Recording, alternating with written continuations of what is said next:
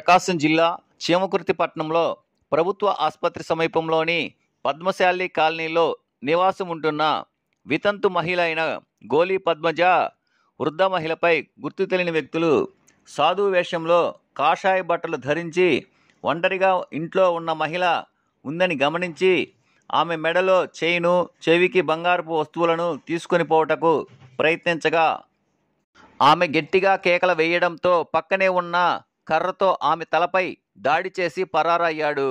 చుట్టుపక్కల వారు వెంటనే ఆమెను చీమకుర్తి గవర్నమెంట్ హాస్పిటల్కి తరలించి చికిత్స అందిస్తున్నారు. గుర్తు తెలియని వ్యక్తులు ఆమె వద్ద ఉన్న బంగారం కోసం వచ్చినట్లు సమాచారం. ప్రస్తుతం ఆమె ఆరోగ్యం నిలకడగానే ఉందని పోలీసులు తెలిపారు. పోలీసులు కేసు నమోదు చేసి దర్యాప్తు చేస్తున్నారు. వివరాలు తెలియాల్సి ఉంది.